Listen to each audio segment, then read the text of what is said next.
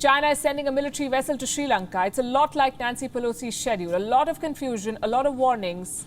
But now we have official confirmation. China's Yuan Wang 5 will dock at the Hambantota port in Sri Lanka. When? Around mid-August. The ship is expected to arrive on August 11th. It will stay there for 7 days, and on the 17th of August, it is expected to depart. That is the official schedule. Now, why is this voyage important? Because of two major reasons. Number one, Sri Lanka's reaction to it. At first, the Lankan government refused to admit that this visit was happening at all. Their defense ministry claimed to have no information about any port call. Days later, they made a U-turn. The ministry now says the ship will dock for fuel and replenishment. What does this U-turn indicate? A sort of hesitation.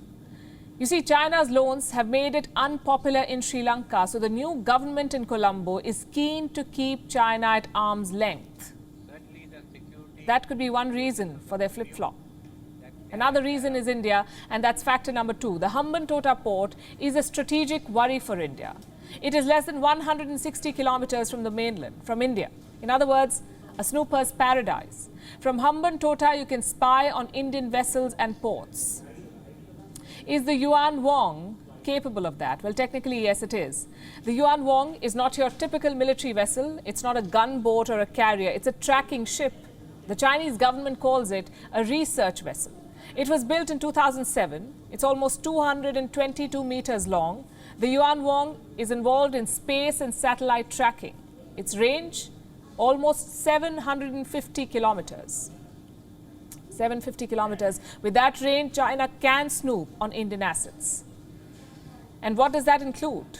Let me show you on a map. The nuclear power station at Kalpakkam, the atomic center at Kudankulam, the Southern Naval Command at Kochi, and 6 ports across southern India. No wonder the Indian government has raised the alarm. Their officials lodged a diplomatic protest in Colombo, and the Foreign Ministry released this statement. I have a copy with me. This is what it says. The Indian Foreign Ministry: the government carefully monitors any development having a bearing on India's security and economic interests and takes all necessary measures to safeguard them. So clearly, India is not happy. Reports say the Navy is on alert. They're tracking the Chinese ship as it sails to Hambantota. The question is, could there be more? In 2017, China secured a 99-year lease on Hambantota, and since then, their plan has been clear. Develop the port into a multi-purpose harbour, trade during the day, espionage by the night. It is part of China's grand plan to dominate the Indian Ocean. They have ports all over the region. Let me show you another map. The Dorale multi-purpose port in Djibouti, the Lamu port in Kenya, Dar es Salaam port in Tanzania, Gwadar in Pakistan, Karachi Deepwater Terminal also in Pakistan, Hambantota in Sri Lanka, Chittagong Port in Bangladesh, and Chokshu Port in Myanmar. All of these were made with Chinese money.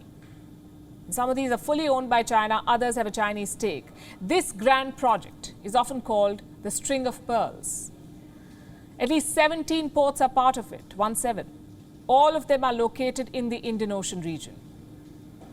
Recently, this project had lost momentum. First, because of the pandemic, most countries shut their borders to foreign engagements. And second, because of financial troubles. After the pandemic, Chinese loans were becoming hard to repay. Countries realized the toxicity of Chinese debt.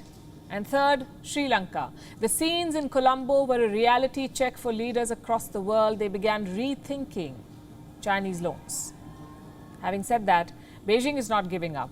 This upcoming voyage to Hambantota is the perfect example. Just think about it. The Lankan people are not happy with China. Neither is the Lankan government.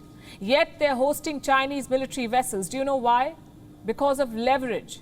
Sri Lanka still owes billions of dollars to China. They need China's help to get an IMF bailout, so the government has no option but to host the Chinese ship. Compare this to what happened in 2014. Sri Lanka allowed a Chinese nuclear-powered submarine in Colombo. This was in 2014. This was before the debt trap, before the Hambantota debacle. Back then, Sri Lanka actually had the option of saying no to China. Instead, they bet on Chinese money and loans. They used China to counter India's influence, and look where it got them. As for India, this is a strategic dilemma. On the one hand, you cannot let China gain the upper hand. You cannot let them spy on southern Indian ports. But how do you do that? One option is to put pressure on the Sri Lankan government. The problem is that could backfire. India has spent $3.38 billion to help Sri Lanka. That money isn't just humanitarian aid, it is also supposed to buy political clout for New Delhi. If you push Colombo too hard, that clout may disappear. So both India and Sri Lanka have tough choices to make. Both sides played their cards wrong last time around. They let China make inroads into the island. This time, they will have to work in tandem to keep the dragon out. WION is now available in your country. Download the app now and get all the news on the move.